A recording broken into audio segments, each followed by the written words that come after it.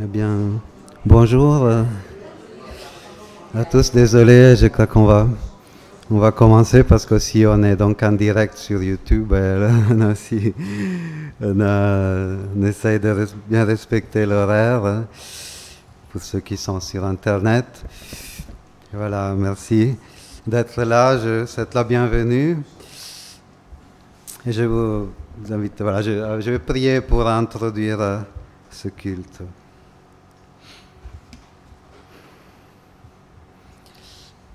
Oui, notre Père, c'est toi seul qui es digne de recevoir notre culte, Seigneur. Toi seul, tu nous donnes la vraie vie, Seigneur. Toi seul, tu nous rachètes nos péchés, Seigneur. Tu nous pardonnes, tu nous donnes la vie éternelle, la paix qui dépasse tout ce qu'on peut comprendre, Seigneur. Ces trésors infinis que nous pouvons, auxquels nous goûtons, Seigneur, même si partiellement ici-bas, mais tu nous donnes tout pleinement en Christ, Seigneur. Oui, nous sommes dans ce corps de mort, Seigneur, ce corps mortel, mais tu nous as déjà transportés avec toi dans les lieux célestes, dans les lieux de l'éternité, Seigneur. Nous vivons maintenant avec toi et ici-bas en même temps. Nous voulons te remercier. Aide-nous à vraiment te chercher avec tout notre cœur, Seigneur, pendant notre marche, pour que nous puissions marcher sur la voie de l'éternité, Seigneur. C'est toi qui es le Tout-Puissant. Nous voulons confier en toi. Nous voulons te remercier pour cette journée qui est devant nous, Seigneur, parce que nous pouvons compter sur ta fidélité. Nous voulons te remercier dans le nom de Jésus. Amen.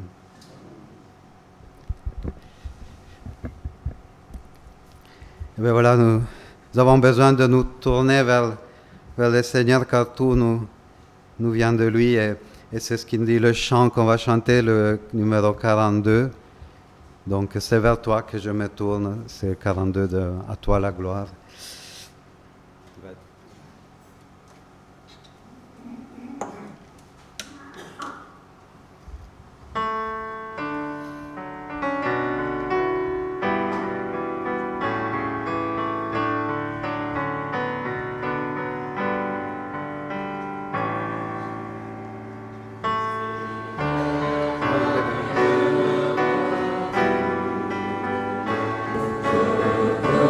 Marcher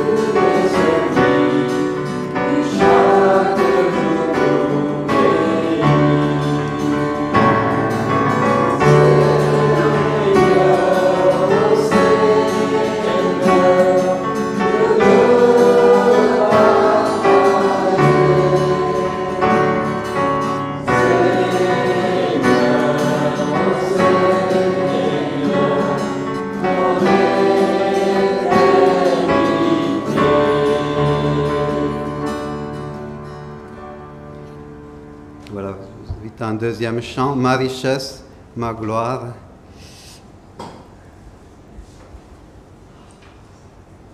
Voilà, la seule vraie richesse est dans le Seigneur. Et nous sommes pauvres et misérables, comme le dit le psaume 40 à la fin, par exemple.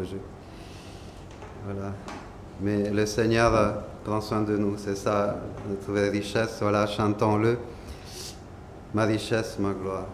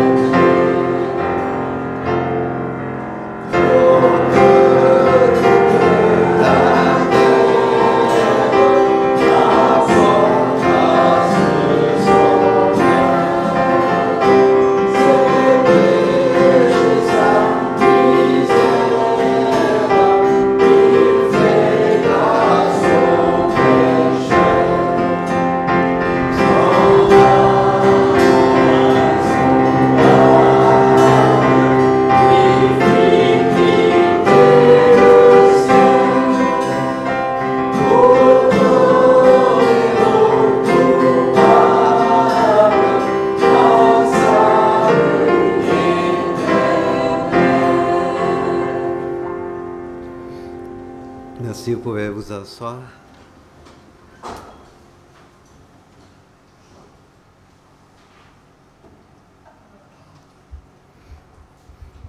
Voilà.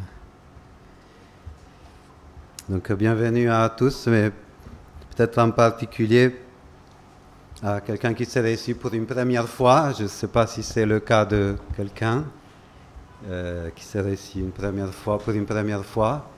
Si oui, si vous souhaitez, vous pouvez juste dire votre prénom et d'où vous venez, juste pour vous présenter si vous le souhaitez. En tout cas, bienvenue. Voilà, je sais. Voilà, je ne sais pas s'il n'y a personne. Alors, donc, je vous propose une lecture dans le psaume. C'est le psaume 51. C'est un psaume de repentance. Ce qui a été aussi le thème des messages des derniers dimanches.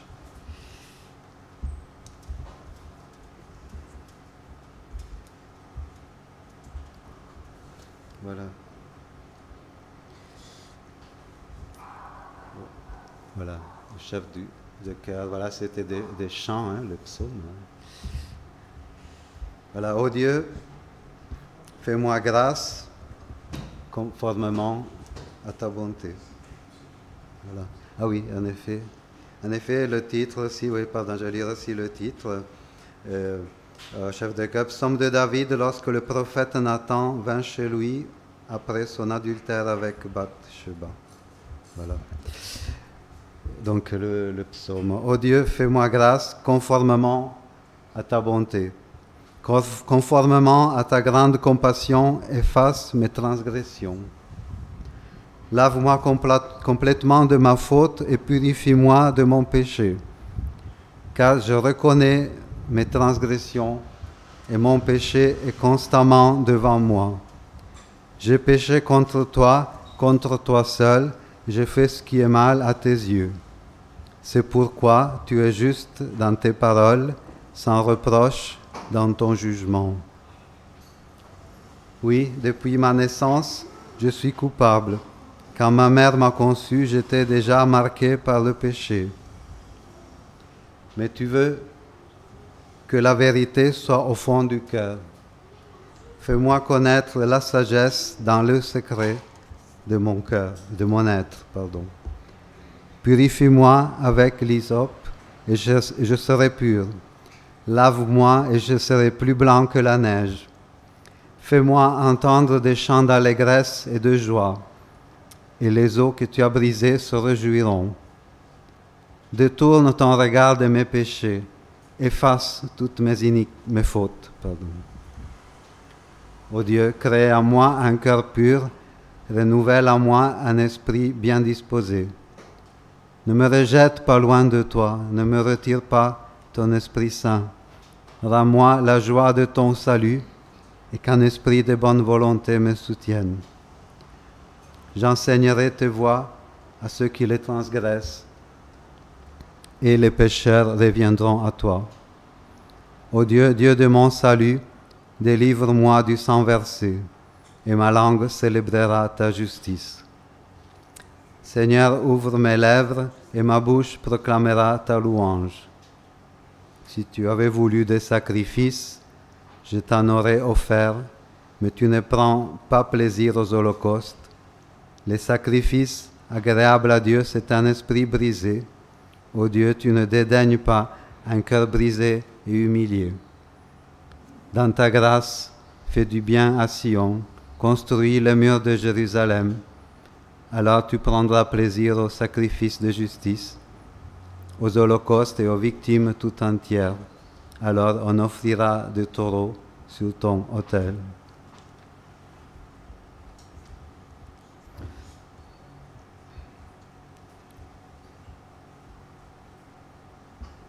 Voilà.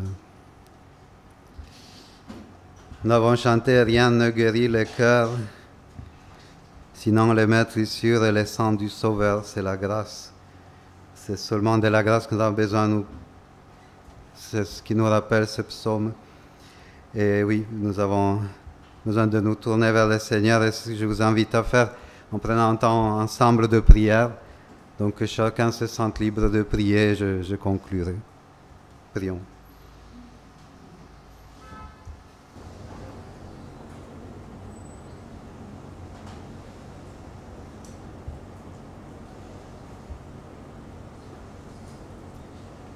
Père Céleste, nous élevons la voix pour te parler parce que toi, tu nous as parlé le premier et tu as su parler à notre cœur et notre cœur a répondu à ta voix et ton amour pour nous. Et nous voulons nous joindre au psalmiste ce matin avec cette parole qui dit « Ô Dieu, crée en moi un cœur pur ». Et nous avons besoin de ce cœur pur avec lequel nous pouvons être en communion avec toi et vivre pour toi. Merci pour cette occasion aujourd'hui de nous rencontrer et de louer ton nom ensemble. Bénis ces moments ensemble. Te prie au nom de Jésus-Christ. Amen. Amen.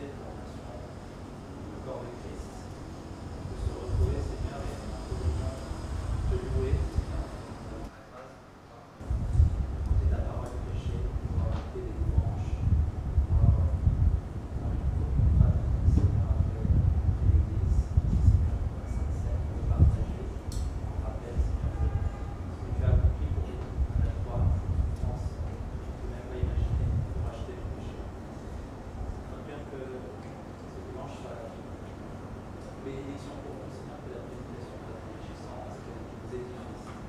Que chacun de ce corps soit heureux, Seigneur, soit édifié, soit établi dans ta parole.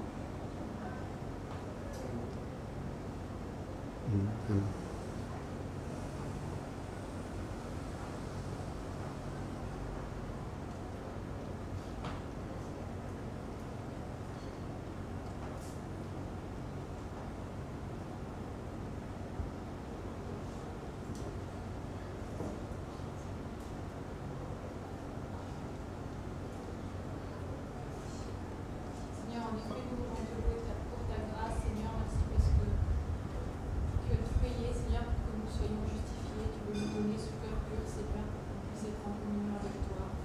Merci, Seigneur, aussi parce que tu veux faire ta demeure en nous. Tu nous donnes ton esprit, Seigneur, pour nous aider à affronter cette vie. Que tu sois glorifié aujourd'hui en ton nom. Amen. Oui, Seigneur, nous voulons te remercier pour ta bienveillance au milieu de nous. Seigneur, merci parce que c'est ta parole qui nous édifie, qui nous réconcilie avec toi, avec nos frères, nos sœurs, tous ceux qui nous entourent. Nous te prions pour que la paix demeure dans nos cœurs, que nous puissions la vivre dans toutes les choses. Seigneur, pour merci parce que c'est toi qui nous fais agir. Tu es le mouvement et l'être en nous. Seigneur, merci, nous voulons regarder à toi en toutes choses, et te glorifier, et te récolter de tout notre cœur. Au nom de Jésus. Amen.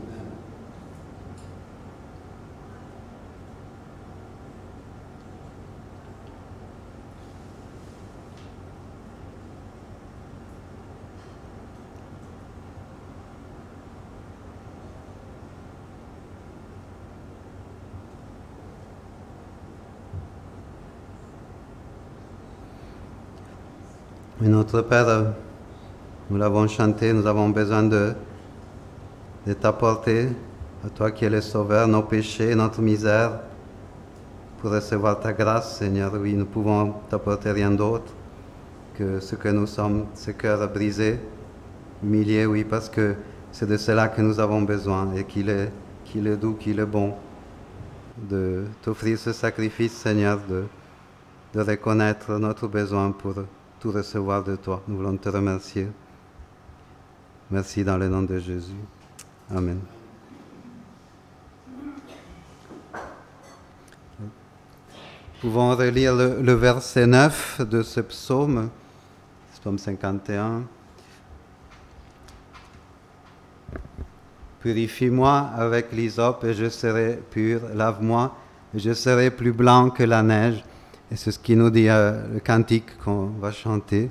Donc, Jésus, par ton sang précieux, je vous invite à vous lever.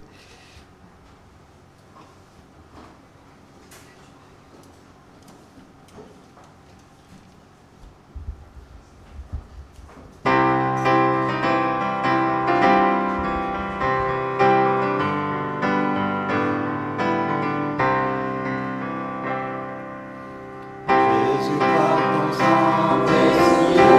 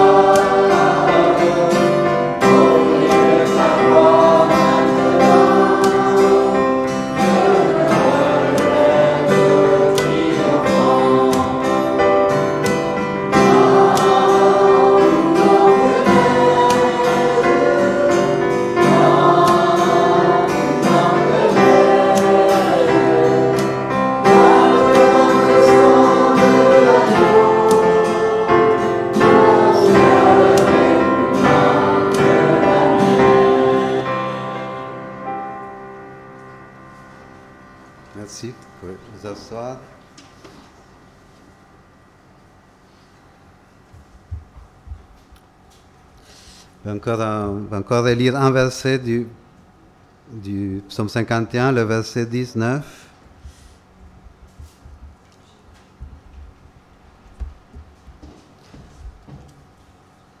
Les sacrifices agréables à Dieu, c'est un esprit brisé. Ô Dieu, tu ne dédaignes pas un cœur brisé et humilié, comme nous venons de le chanter aussi.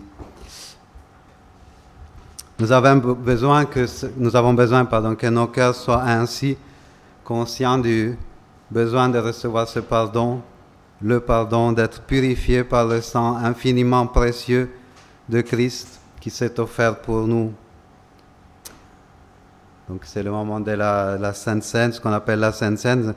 Les éléments que nous allons prendre sont de simples symboles, en souvenir de ce sacrifice parfait à la croix, où le Seigneur Jésus a dit « Tout est accompli ». Donc si vous avez reçu ce cadeau de la grâce, ce cœur plus blanc que la neige, et si vous en avez témoigné par le baptême, je vous invite à vous lever pour participer à la scène. Pardon, je vais chercher pour moi parce que je n'ai pas pris. Ah oui, d'accord.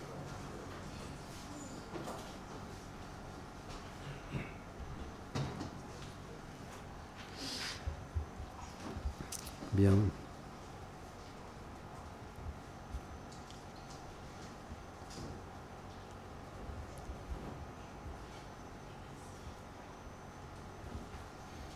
Je relis quelques paroles de chant qu'on a chanté.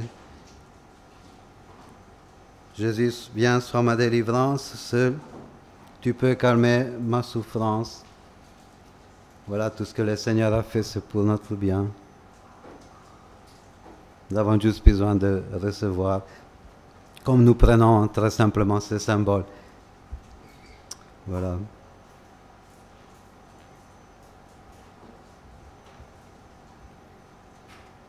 Ainsi, nous pouvons, par la grâce, nous pouvons nous relever, mais pas par notre force, mais par la puissance de Christ, qui a justement tout accompli.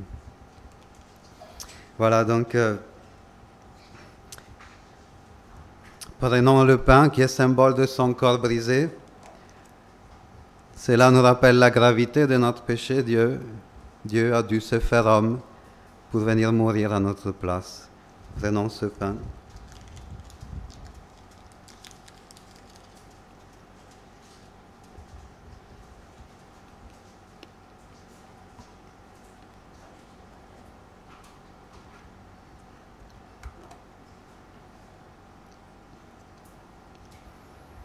Ensuite, le jus de raisin, souvenir du sang de Christ qui nous lave de tous nos péchés. Buvons.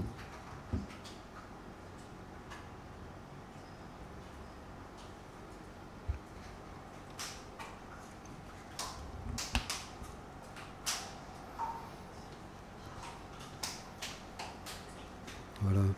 Et tout cela pour nous donner le repos. Nous allons chanter, donc on peut rester debout, tout le monde, on peut tous se lever pour chanter « Quel repos céleste ».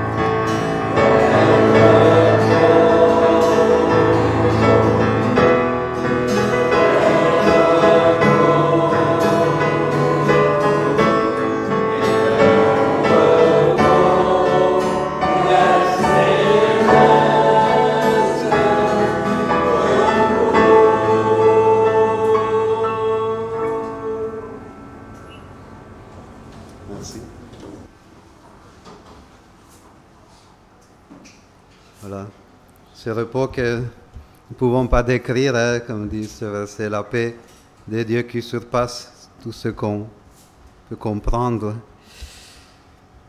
Voilà, donc s'il y a des enfants, pour la classe des enfants, vous pouvez partir avec Irène. Merci Irène. Et on a plusieurs annonces. Alors j'essaye.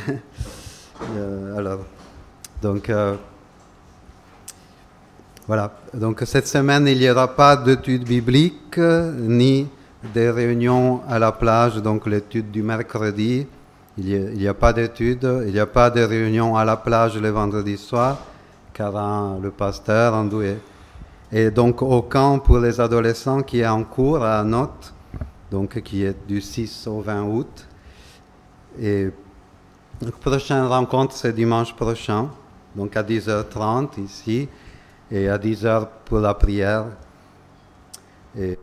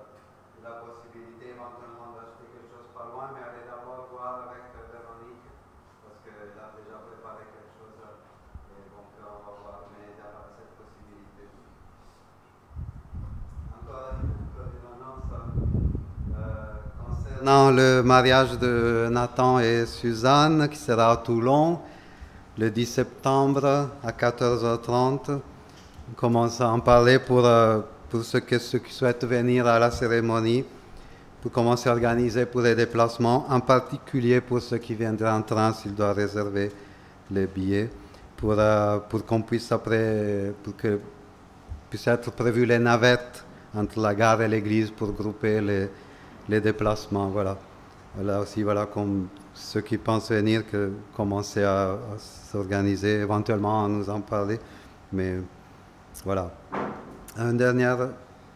Oui, ça c'est la dernière. Et simplement pour ceux qui souhaitent faire une offrande pour l'église, il y a à disposition une boîte en bois à l'entrée, en rappelant que personne ne se sente contraint à donner, mais comme il est écrit que si nous donnons, que ce soit avec joie. Donc merci, et merci donc au pasteur Steve Ball qui va porter le message.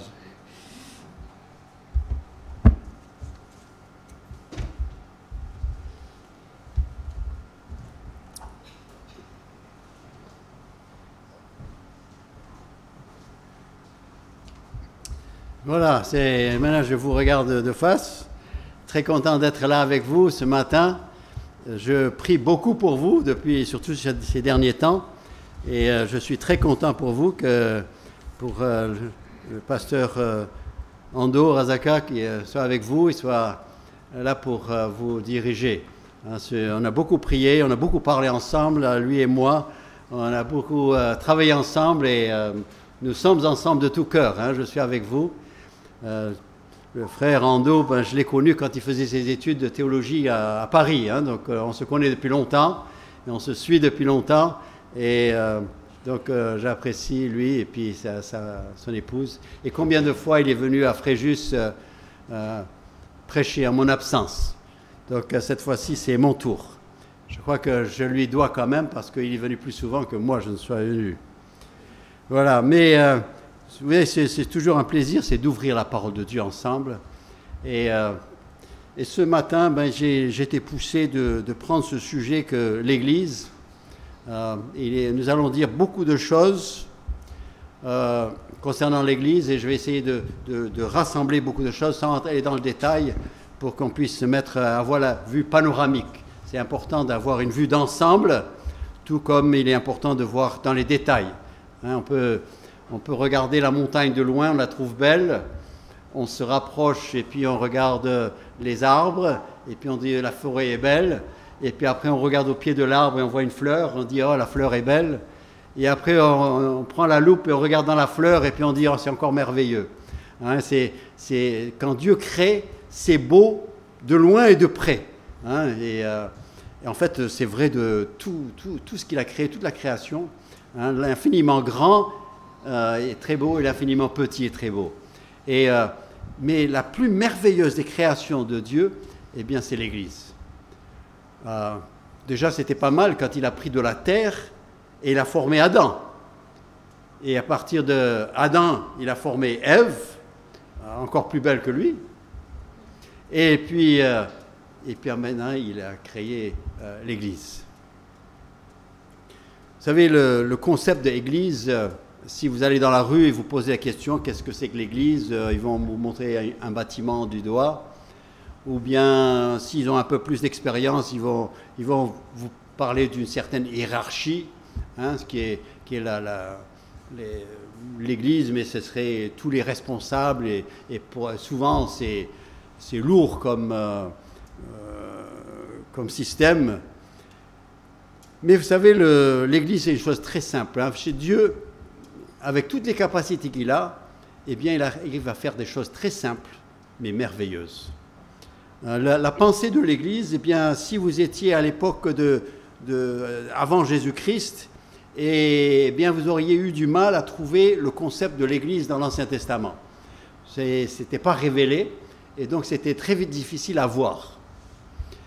Mais en Jésus-Christ, ça a été révélé. Et Jésus lui-même a prononcé la première fois le mot Église, le mot Ecclésia. Vous vous rappelez qu'il était avec ses disciples et puis il disait qui dit-on que je suis? Qui dites-vous que je suis? Et puis il y a cette fameuse parole de Pierre. Finalement, c'est Dieu qui lui a révélé cette parole. Tu es le Christ, le Fils du Dieu vivant. Et c'est dans ce contexte-là que Jésus parle de l'Église. Et donc, Matthieu 16, verset 18, il dit « Et moi, je te dis que tu es Pierre, et que sur ce roc, je bâtirai mon Église, et que les portes du séjour des morts ne prévaudront point contre elle. » Donc c'est là où, pour la première fois, il emploie ce mot « Église ». C'est pas qu'il n'a pas inventé le mot, mais c'est la première fois qu'il lui donne ce sens-là. Parce que le mot « Église », finalement, ce n'est pas la continuation d'Israël. Ce n'est pas l'Israël spirituel. C'est-à-dire, Dieu avait fait une alliance avec Abraham, et le signe de l'alliance était la circoncision. Après, avec Moïse, sur le mont Sinaï, il a aussi établi une nouvelle alliance qu'on appelle la loi. Et puis ensuite, Christ est venu, et lui a inauguré encore une autre alliance. Et tout à l'heure, nous avons célébré la Cène, qui veut dire le repas du soir. Et nous allons célébrer cette Cène. Et durant la Cène, là, eh bien, c'est là où il dit « Buvez-en tous, car ceci est mon sang, le sang de l'alliance, qui est répandu pour beaucoup, pour le pardon des péchés. » Donc son sang, c'est le sang d'une nouvelle alliance. Et lorsque nous lisons l'Épître aux Hébreux, eh bien, nous voyons que c'est la dernière alliance et c'est une alliance éternelle. Et donc nous, aujourd'hui, eh bien, peut-être que nous n'étions pas présents lorsque Christ était sur terre, mais nous avons le privilège de faire partie de cette dernière alliance, de faire partie de l'Église de Christ. Quand est-ce que ça a été inauguré? C'est pas que Dieu a annulé Abraham, Jésus-Christ même a fait référence à Abraham, parce qu'il y avait des promesses faites à Abraham qui sont maintenues. Dieu a fait des promesses à Moïse, et pour le peuple d'Israël. Et Dieu a seulement mis de côté actuellement le peuple en tant que peuple d'Israël. Il va réinstaurer Israël. Vous lisez Romains chapitre 9, 10 et 11, là il parle, hein, il va, et puis après vous voyez dans Apocalypse que l'Israël réapparaît. Mais nous sommes dans une parenthèse, au milieu de l'histoire, il y a Israël avant, il y a Israël après, mais nous sommes au milieu, dans une parenthèse qu'on appelle la période de la grâce, la dispensation de la grâce, l'alliance, la nouvelle alliance, l'alliance de Jésus-Christ, qui est inaugurée par le sang précieux de Christ. Donc ce n'est pas seulement un symbole, c'est le vrai sang de Christ. Et donc Jésus en a parlé dans la chambre haute, mais quand est-ce que ça a commencé? Eh bien, le jour de Pentecôte. Hein, le jour de Pentecôte, là, le signe, c'était quand l'Esprit de Dieu est descendu sur les apôtres, et sur, pas seulement les 12, mais sur les 120 hein, qui étaient dans la salle. Hein, tous ont reçu. C'était l'Esprit descendu sur eux tous. Hein, et c'était le signe visible de ce qui se passait, et c'était ce qu'on appellerait le baptême de l'Église, et le baptême dans l'Église, et c'était là que ça a commencé. Et lorsque ce jour-là, bien sûr, ils ont prêché le message de Christ, hein, Pierre s'est levé pour la première fois, lui qui chaque fois était plus capable de dire des bêtises que des bonnes choses, mais là, une fois, c'était le signe, hein, justement, quand il était rempli de l'Esprit de Dieu, et bien là, il a dit des choses extraordinaires, et il a compris pour la première fois que Jésus-Christ était le Messie, qu'il était venu pour mourir sur la croix. Il dit, vous l'avez tué, et Dieu l'a ressuscité, et nous sommes des témoins. Et ce jour-là, un grand nombre de personnes ont cru, et ils ont été baptisés. Et je souligne le verset à la fin du chapitre 2 des Actes. Il dit, le Seigneur ajoutait chaque jour à l'Église ceux qui étaient sauvés. Pas ceux qui étaient baptisés, pas ceux qui étaient d'origine juive, pas ceux qui... non, ceux qui étaient sauvés. C'est-à-dire ceux qui avaient entendu le message, qui ont compris le message que Jésus-Christ était venu, qu'il est mort sur la croix selon les Écritures, qu'il a été enseveli selon les Écritures, qu'il est ressuscité selon les Écritures.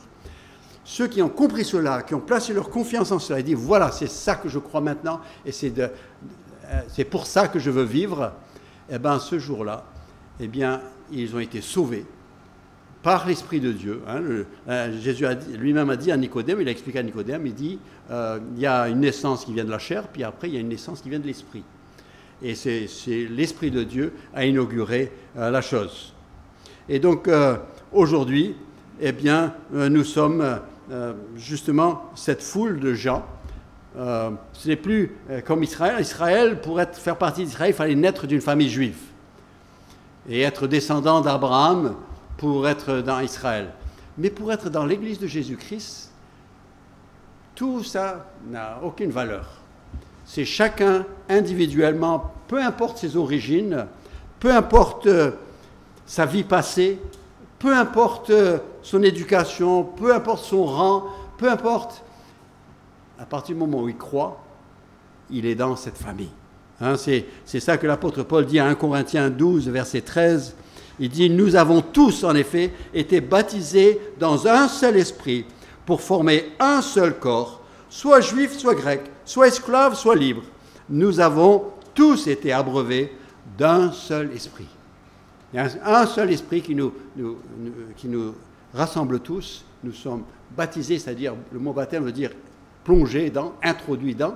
Et donc, nous sommes tous introduits dans ce corps que Dieu a créé, que Christ a créé, grâce à sa mort sur la croix. C'était rendu possible. Le projet était depuis longtemps, mais ça a été rendu possible par la mort de Christ sur la croix. Donc, c'est important, et le mot église vient du grec. Hein, je ne sais pas que je manipule le grec, mais je sais lire les dictionnaires. Et c'est un mot composé qui veut dire extrait d'eux, sortir d'eux. Hein, donc ce sont des gens qui ont été prélevés de tout endroit pour former quelque chose. Hein, il a pris un d'ici, il a pris un de là-bas, un de là-bas, homme, femme, enfant, grand-père, peu importe la nationalité, peu importe la langue, peu importe les origines religieuses, tout ça n'a aucune importance. À partir du moment que je place ma foi en Jésus-Christ. Avant d'être à Fréjus, j'étais dans la région parisienne, à Saint-Denis, et on avait, dans l'église, on avait tout ce qu'on trouve dans le métro. Hein. C'était extraordinaire d'avoir une quinzaine de nationalités, mais c'est qu'on avait des gens de toute origine aussi, d'arrière-plan religieux. Hein. Il y avait hindous, catholiques, athées, musulmans, il y avait tout là-dedans. Le Seigneur rassemble. Il y avait des gens qui savaient ni lire, écrire, et puis il y avait des gens qui avaient des doctorats. Il y avait des gens, tout ça, on rassemble pour faire un peuple. Hein? Dans le monde, c'est des gens qui se ressemblent, qui s'assemblent. Mais dans l'église de Jésus-Christ, c'est des gens qui sont attirés vers une même personne, Jésus-Christ. Ça, c'est la beauté de la chose. Ce n'est pas l'œuvre humaine. Parce que s'il avait été l'œuvre humaine, c'est des gens qui ont les mêmes histoires, ou qui ont les mêmes passions, qui ont même... Hein, c'est les gens qui aiment les boules jouent en boule, et ceux qui aiment le foot se rassemblent, ceux qui aiment la couture se rassemblent. Dans l'église de Jésus-Christ, on est d'une variété, mais extraordinaire. Mais il en fait une église, et nous avons les yeux fixés sur une personne, Jésus-Christ. Et il rassemble tout cela, et il dit, écoutez, je vais vous donner une image, parce que les êtres humains, on a besoin d'une image pour essayer de comprendre des concepts de Dieu, hein, parce que les pensées de Dieu sont au-dessus de nos pensées, hein, et on a du mal à comprendre ce que Dieu fait. Alors il nous a donné quelque chose, il a dit, écoutez, voilà, je vous donne, même si c'est une image imparfaite, mais voilà une image qui se rapproche, il dit, l'Église, c'est comme un corps, comme un corps humain. Bon, le corps humain, c'était sa création, hein, c'est lui qui l'avait créé, et il a fait quelque chose d'extraordinaire, hein, le corps humain, encore aujourd'hui, avec tous les moyens de recherche qu'ils ont, je crois qu'ils se rendent compte maintenant qu'ils en savent moins qu'ils ne savaient avant. Hein, ils se rendent compte de combien ils ne savent pas. Hein, vous allez voir le médecin, il dit, écoutez, bon, il faut que je vous dise quelque chose, hein, donc on va appeler ça comme ça, mais lui-même, il ne sait pas. Hein, voilà, le corps humain, il a dit, c'est comme le corps humain. Alors, qu'est-ce qui est comme le corps humain, il est comme quoi? Eh bien, il dit d'abord, c'est un corps qui est un et qui a une tête. Et il y a une tête qui en fait, contrôle et dirige tout le reste, qui détermine tout le reste. Et il dit, voilà, 1 Colossiens chapitre 1, verset 18, il dit, il est la tête du corps de l'Église, Jésus-Christ, il est le commencement, le premier-né d'entre les morts, afin d'être en tout le premier. Jésus-Christ est la tête. Nous sommes le corps. Tous ensemble. Hein. Et là, quand je parle de l'Église, je suis en train de parler de l'Église, l'ensemble de tous les croyants. Hein, l'ensemble de tous les croyants. Parfois on dit l'Église universelle, pas la chrétienté. Hein. La chrétienté, c'est autre chose. Il y a beaucoup de gens dans la chrétienté qui ne sont pas chrétiens. Hein, qui ne sont pas enfants de Dieu. Mais l'ensemble des croyants, depuis la Pentecôte jusqu'au jour où Jésus viendra nous prendre dans la gloire, tous ceux qui ont cru en Jésus-Christ comme leur Sauveur et Seigneur, eh bien, ils font partie de ce corps. Hein. Donc ça représente des milliers et des milliers. Il y en a plus qu'on ne croit. Nous, des fois, on se regarde, on se dit on n'est pas nombreux. Mais quand le jour où Jésus rassemblera tout ce monde-là, oh, on sera nombreux. Hein, et on chantera la gloire du Seigneur. J'attends ce jour. Jésus aussi a parlé de l'Église. Il a dit l'Église, c'est comme une fiancée. Hein, vous voyez, un jeune homme, quand il pense à sa fiancée, il pense à rien d'autre d'abord. Il voit même plus clair. Il voit qu'elle, elle est la seule dans le monde. Il y a toutes les filles du monde, mais il ne voit qu'une seule maintenant. Il voit qu'elle. Il a dit, l'Église, c'est comme la fiancée. Il est en train de nous dire, vous savez, lorsque vous êtes dans l'Église de Jésus-Christ, eh bien, vous avez une attention toute particulière de la part de Jésus-Christ. Il se comporte avec vous comme un fiancé avec sa fiancée. Et ça doit être rassurant pour nous. Hein. On n'est pas là, un troupeau de moutons qui essayent de suivre du mieux possible. Et puis on espère, et quand on sera arrivé, il sera là, il nous attend, et puis il dit « Ah, bah tu es arrivé jusqu'à là, bah c'est très bien, tu peux rentrer. » C'est pas ça. Ça, c'est les religions qui parlent comme ça. Pour lui, nous sommes déjà... Hein, je m'écarte de mes notes, mais ça m'arrive tout le temps. Mais vous savez, la porte du ciel, elle n'est pas au ciel, elle est sur la terre. On passe par la porte ici. Jésus a dit « Je suis la porte. » Tu passes par la porte là, il n'y a plus de porte. Une fois qu'on est passé par la porte de Jésus-Christ, ça y est, on est dedans. Même si on marche encore sur terre et on est encore dans nos corps, hein, la porte, elle est ici. Le chemin est après la porte. Et nous sommes en train de marcher sur la voie étroite dans ce monde. Mais ça y est, on est passé. Hein, toutes les autres religions, ils vous font attendre jusqu'à la fin pour voir si vous passez par la porte. Et si elle sera assez large pour vous, et si il y en a qui aimeraient ramper dedans, toutes les religions, ils rendent difficile. Non. Dieu, dans sa grâce, il a mis la porte sur terre. Et c'est maintenant qu'on passe par la porte. On rentre dans l'église de Jésus-Christ. Ensuite, bien sûr, si nous sommes un corps, si nous sommes l'épouse de Jésus-Christ, vous savez, si on est l'épouse de Christ, eh bien, on est censé être fidèle. Vous savez, même les gens du monde, même les gens qui ont toute une autre définition du mariage, qui ont toute une autre vie, même les gens avec les vies les plus dissolues, eh bien, quand ils ont une copine, eh bien, ils veulent qu'elle soit fidèle. Et ça les met en colère quand elle ne l'est pas. Et quand la copine, elle veut que lui soit fidèle aussi. Vous savez, c'est quelque chose qui reste dans l'être humain. C'est cette idée de fidélité. Alors, si eux aussi, avec le désordre qu'ils ont dans leur tête et dans leur cœur, il y a encore cette notion de fidélité, combien plus nous qui sommes en Jésus-Christ. Et donc, si nous sommes, c'est bien de dire, ah oui, nous sommes partis de l'Église de Christ, et alléluia, gloire à Dieu, et c'est vrai, c'est extraordinaire. Mais ça veut dire qu'il faut être fidèle, et fidèle à lui. Hein? Et donc, un fiancé, il reste au courant de où se trouve sa fiancée, et il essaie d'être là où elle est, il essaie de la voir, il est au courant de tout. Eh bien, vous savez, un enfant de Dieu, eh bien, il veut savoir où sont les autres membres du corps, il veut être avec eux, il veut se rassembler avec eux, il veut être avec eux. Il n'y a rien de plus normal. Celui qui dit, moi, j'aime le Seigneur, mais bon, je suis très bien chez moi et tout ça, je lui dis, mais tu n'as rien compris. Tu n'as rien compris. Toi, c'est par égoïsme que tu es venu au Seigneur. Tu veux le salut, tu veux être sauvé, mais après, je fais ce que je veux. Tu te rends compte de tout ce qu'il a sacrifié pour toi, et toi, tu viens et tu dis, je veux faire ce que je veux vivre ma vie, mais bon, je lui donne rendez-vous à la fin, au cimetière, je lui donne rendez-vous pour qu'il prenne mon âme au ciel. Je dis, toi, tu n'as rien compris de la croix, et je me demande si tu es vraiment sauvé. Parce qu'un enfant de Dieu ne peut pas avoir des pensées pareilles.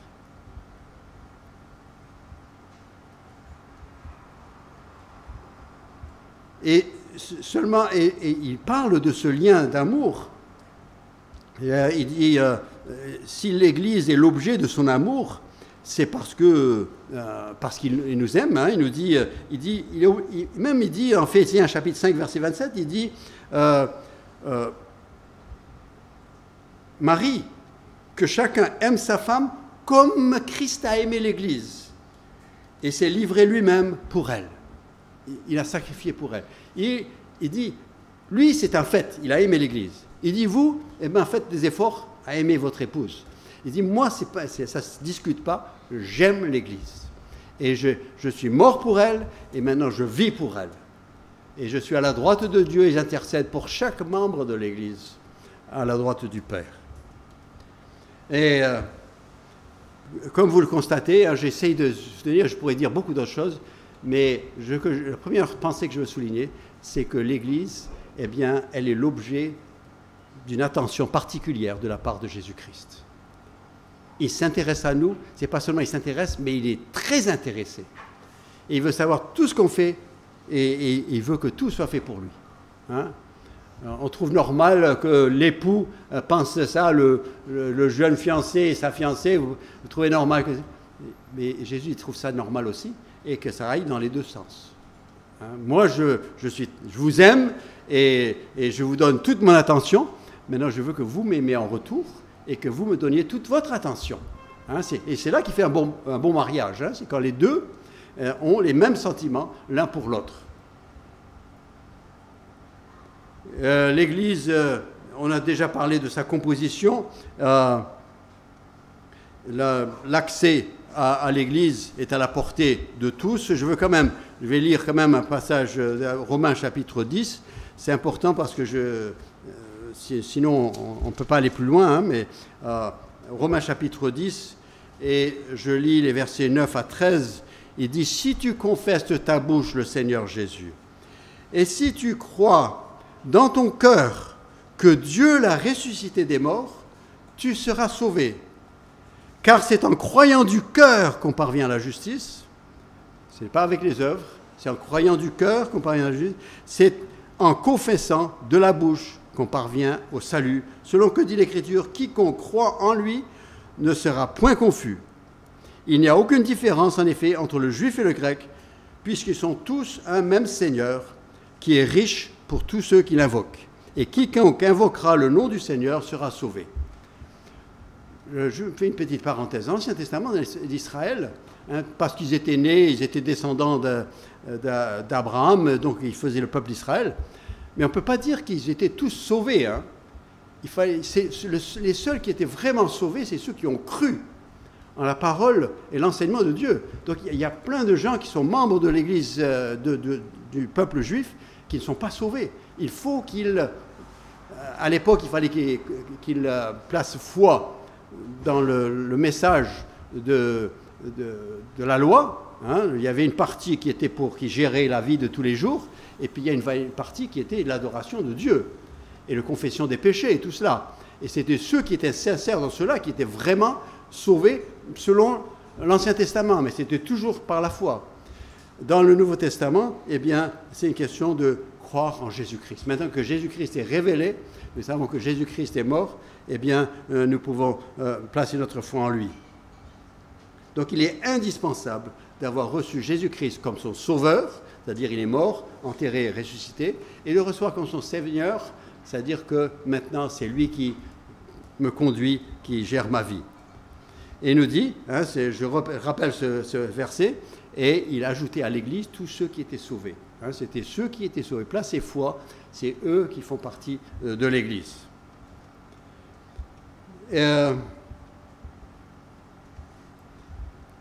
J'ai déjà dit que donc c'est un corps, et nous avons été baptisés dans le corps de Christ. Donc à chaque fois que quelqu'un reçoit Jésus-Christ dans son cœur, l'Esprit de Dieu l'introduit dans le corps. Et il devient membre du corps. Quel que soit son statut dans la société, peu importe, même s'il est en prison encore, en train de purger pour des bêtises, s'il croit en Jésus-Christ et qu'il confesse ses péchés, il peut être sauvé. Hein?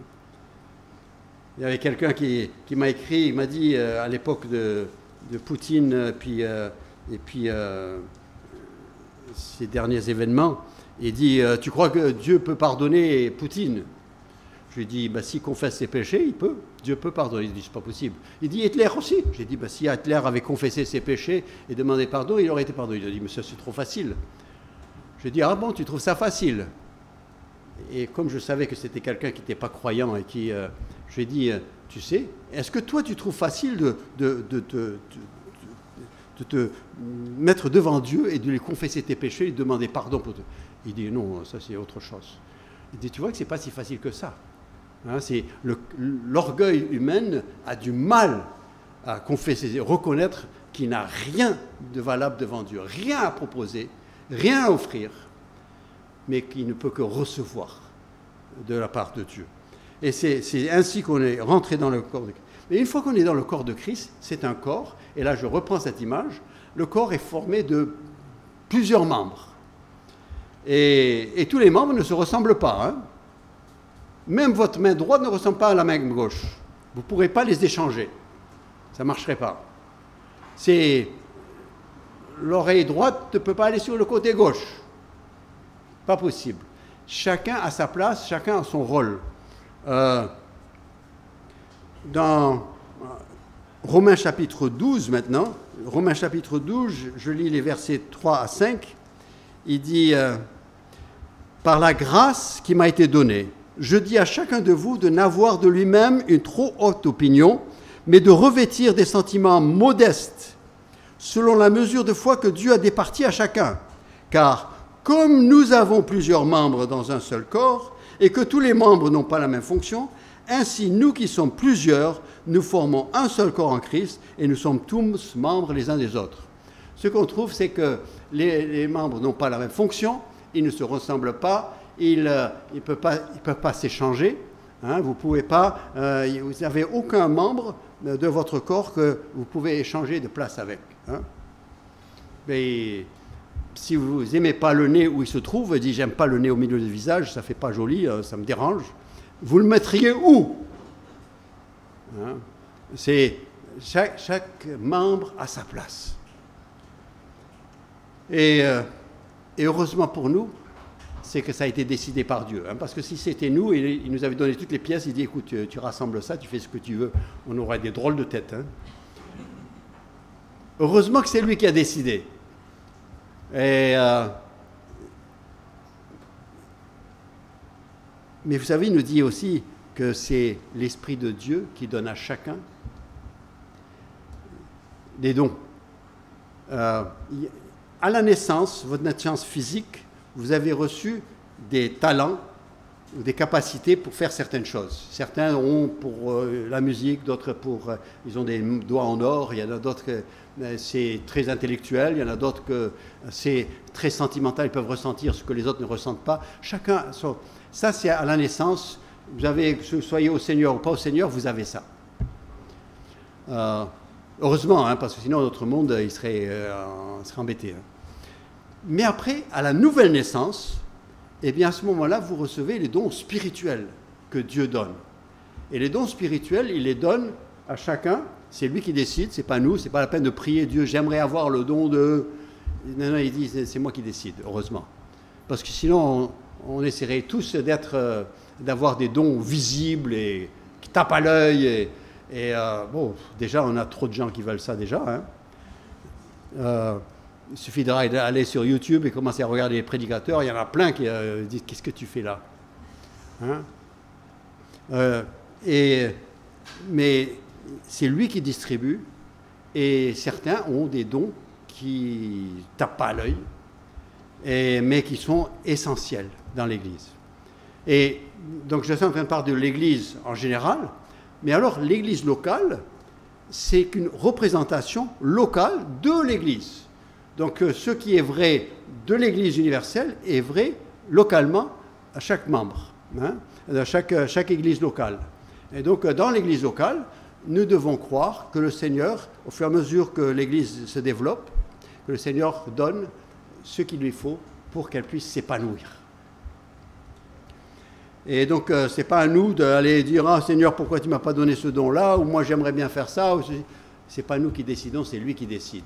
En fait, tout ce que l'Église fait, c'est de constater et de reconnaître un don qui est donné à quelqu'un. Hein, c'est là où on se prononce. On dit l'Église reconnaît que le Seigneur a donné une certaine capacité à un frère, à une sœur. Et donc, vous savez, naturellement, vous avez un grand sujet, un grand fardeau sur votre cœur. Vous voudrez qu'il y en a d'autres qui prient. Eh bien, j'imagine que vous avez quelqu'un vers qui vous vous dirigez pour lui dire « Est-ce que tu pourrais prier pour moi ?»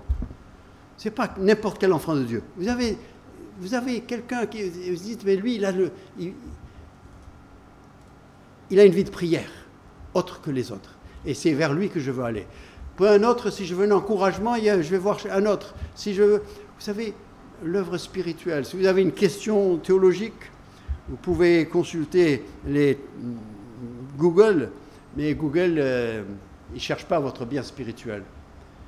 Mais il faudrait mieux de trouver quelqu'un qui vit pour le Seigneur déjà, pas seulement des gens qui ont des connaissances et qui ont fait des études, mais quelqu'un qui vit pour le Seigneur, et c'est lui qui peut vous dire ce que la Bible pense.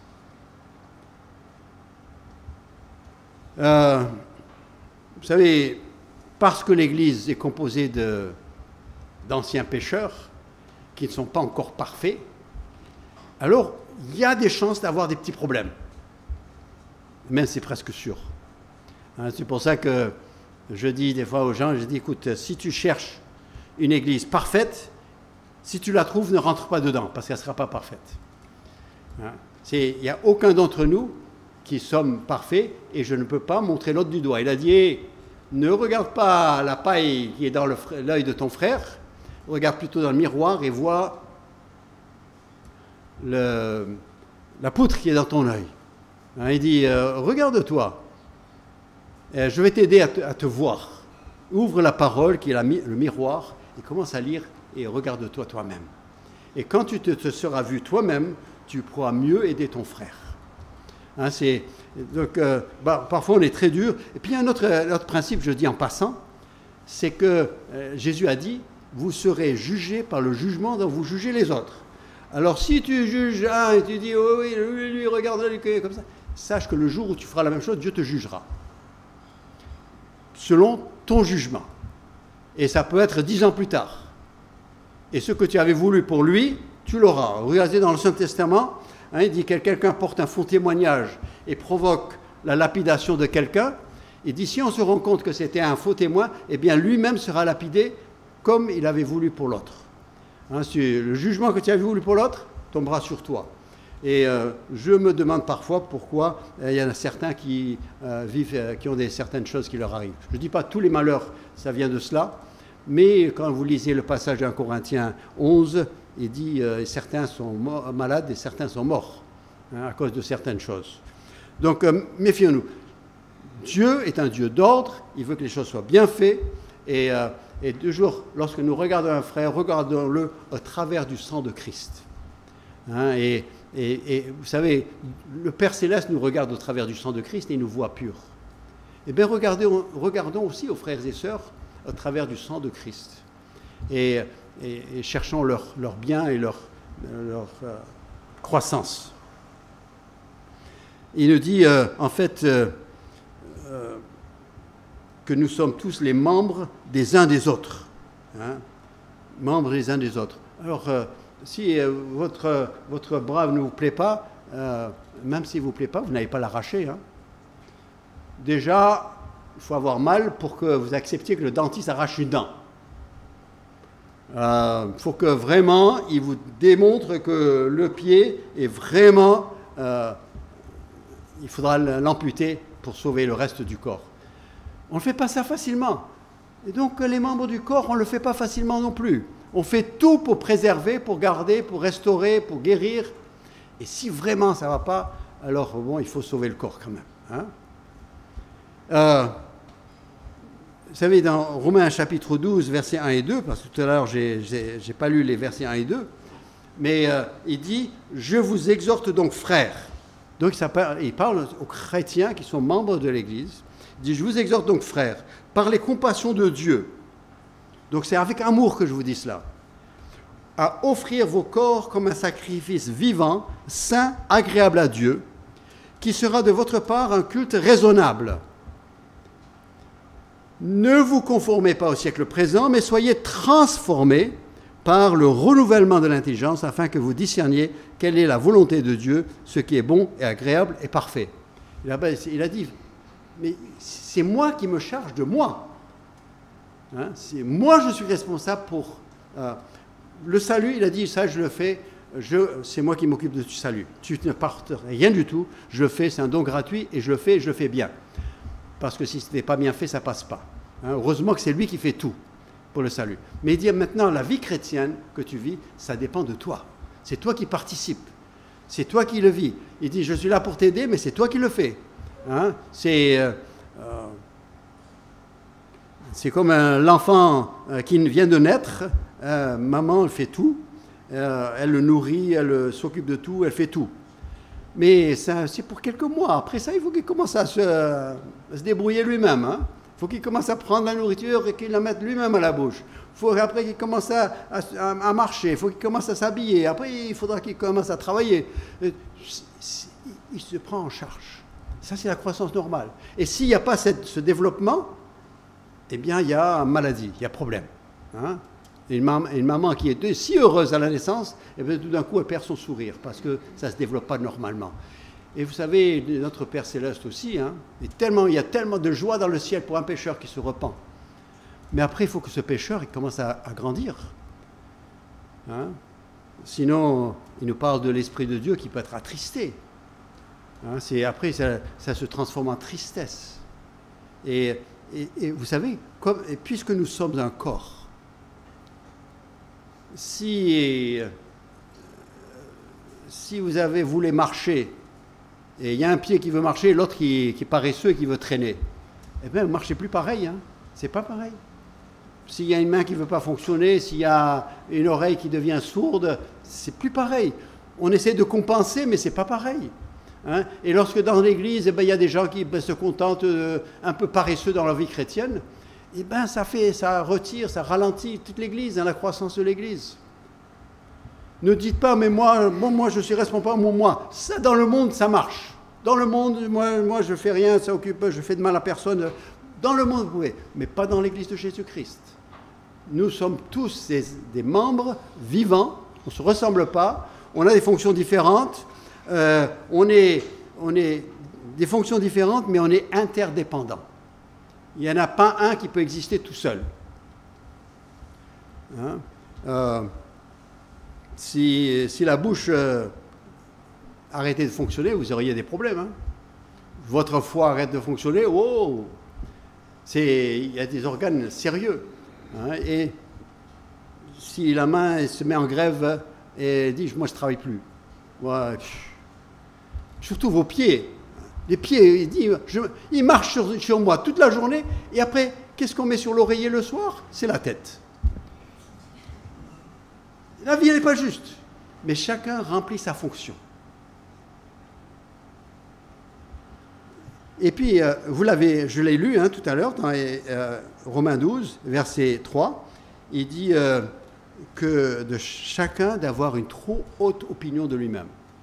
Il dit, moi, je suis important, ils ont besoin de moi. Ça, c'est pensée humaine, c'est pensée charnelle. Et si tu crois que personne n'a besoin de toi, bouge. Tant qu'il n'y a pas un travail dans le corps, ensemble, et on tire tous dans le même sens, ça ne marche pas. Et personne n'est indispensable plus qu'un autre. Nous avons tous besoin l'un de l'autre. Hein? Si vous deviez sacrifier un orteil, vous sacrifiez lequel? Vous dites aucun. Même si vous avez l'impression que le petit ne sert pas à grand-chose. Mais si je vous dis, bon, alors on le coupe? Non, je le garde. Dans l'église aussi, on garde même le petit orteil. On garde chacun. Et on fait tout pour le sauver, le préserver. Quelqu'un marche sur votre pied dans le tramway, aïe! C'est tout le corps qui fait aïe. C'est pas seulement l'orteil. Vous savez, si un membre souffre, tout le corps souffre. Et lorsqu'un membre est heureux, tout le corps se réjouit. C'est ça l'image. C'est pour ça que c'est un corps vivant. L'Église de Jésus-Christ, ce n'est pas une organisation, ce n'est pas l'association qui est l'Église. Ce sont les gens qui sont l'Église. Quand vous n'êtes pas là, il n'y a pas d'Église ici. C'est seulement quand vous êtes ici qu'il y a l'Église. Parce que ce sont les gens qui sont l'Église. Hein? Il y a une parole parce que dans l'église de Corinthe, il y en avait qui disaient « moi je suis ceci, moi je suis cela », puis ils avaient des disputes entre eux. Et puis l'apôtre Paul, il dit à 1 Corinthiens chapitre 4, versets 6 et 7, il dit « car qui est-ce qui te distingue? Qu'as-tu que tu n'aies reçu? Et si tu l'as reçu, de quoi te glorifies-tu? Comme si tu n'avais pas reçu. » Il dit « les capacités spirituelles que tu as, on te les a données. Alors, pourquoi tu... Hein, c'est comme le gars qui, parce qu'il est grand et parce que ceci, il croit qu'il est meilleur que les autres parce que lui, il est plus grand, il est plus près du panier pour mettre marquer dans le panier. Et il croit qu'il est meilleur que les autres. Mais ce n'est pas lui qui a décidé, il n'a rien fait pour avoir ça. Pourquoi il se croit qu'il est meilleur que les autres? Qu'as-tu que tu n'as reçu? C'est une question, tu l'as reçu, donc mets-le au service et fais du plaisir aux autres. Marque des points, fais du plaisir pour les autres. Ce n'est pas parce que tu es meilleur, c'est parce que ça t'a été donné. Dans l'église de Jésus-Christ, pareil. Le Seigneur t'a donné capacité de montrer de la compassion, de prier, d'encourager, d'enseigner, de travailler avec certains gens de certaines sortes.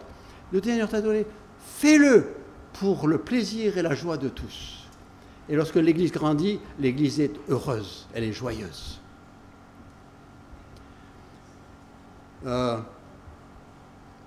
C'est pour ça que nous devons veiller les uns sur les autres.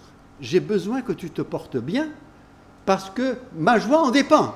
J'ai besoin de toi. Donc je vais tout faire pour t'aider. Mon frère, tu as l'air triste aujourd'hui. Qu'est-ce qui ne va pas? Écoute, on va prier ensemble, je vais te soutenir et je t'appelle pendant la semaine, tout ça, parce que ma joie et ta joie, on dépend l'un de l'autre. Et c'est ça la vie d'église. Et de nos jours, on a la technologie pour faire ça, plus qu'avant. Avant, ils étaient obligés de tous se retrouver au puits ou se retrouver au café pour pouvoir partager. Maintenant, on peut partager facilement. Et qu'est-ce qu'on fait avec? Même ça, même le téléphone, il faut mettre au service de Dieu. N'abandonnons pas notre assemblée comme c'est la coutume de quelques-uns. C'était un problème à l'époque, c'est encore un problème. Mais exhortons-nous réciproquement. Cela d'autant plus que vous voyez s'approcher le jour.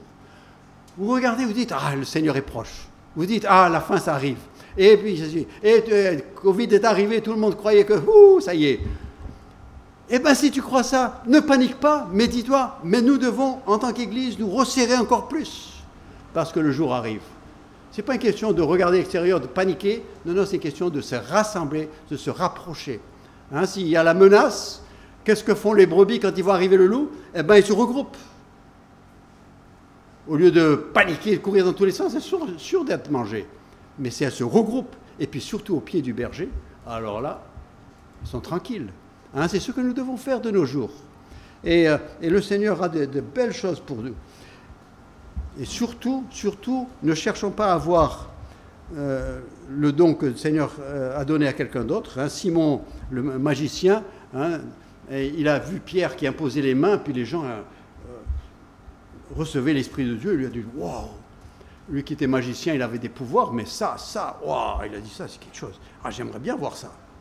Il va voir Pierre, il dit, Pierre, tu me donnes le truc, je te paye même.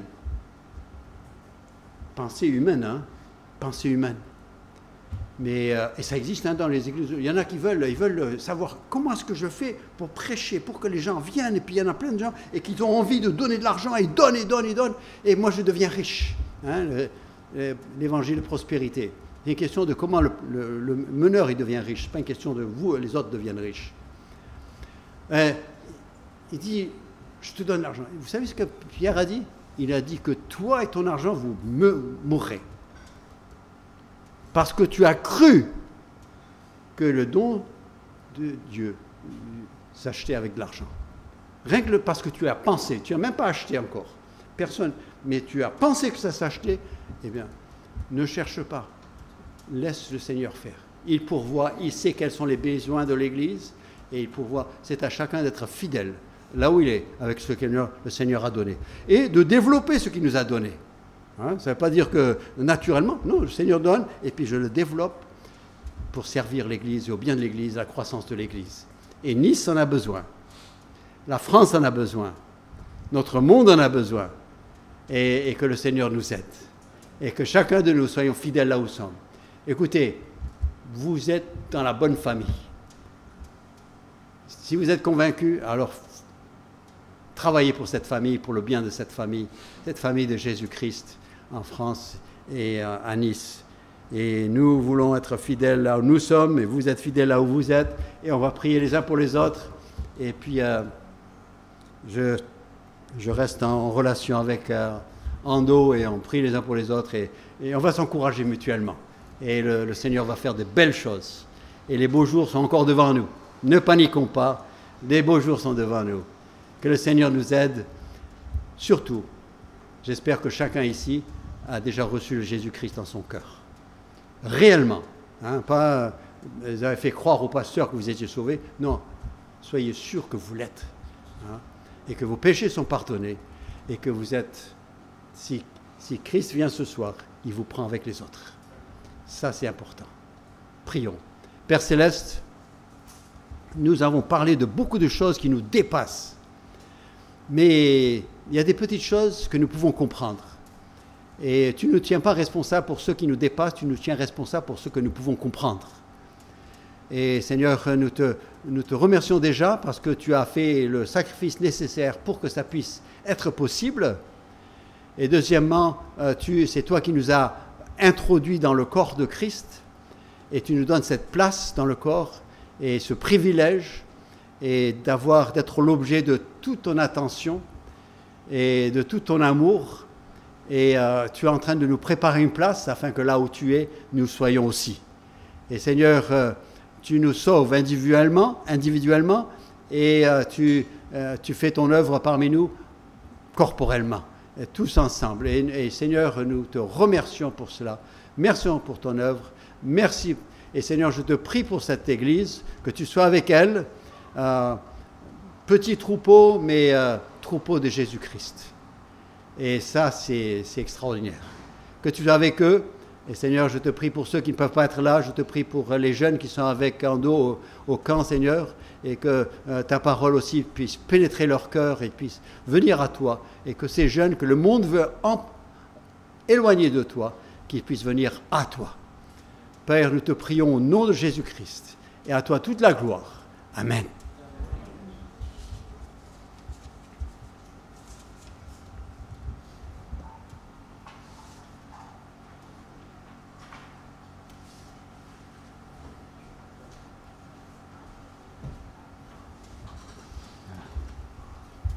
Merci Steve. Je propose de conclure ce culte avec un chant « Ô prends mon âme ».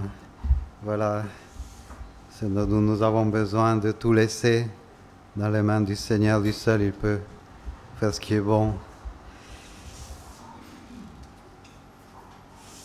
On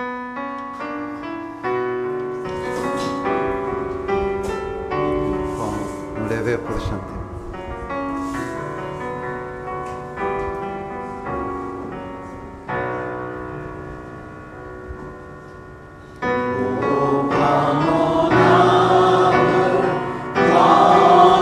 Seigneur, et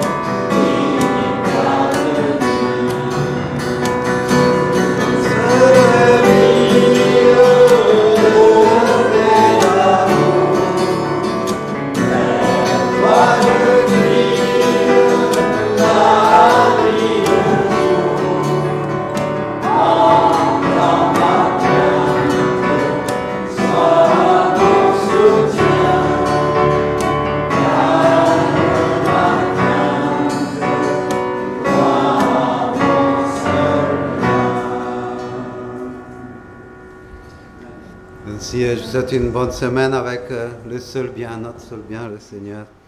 Merci.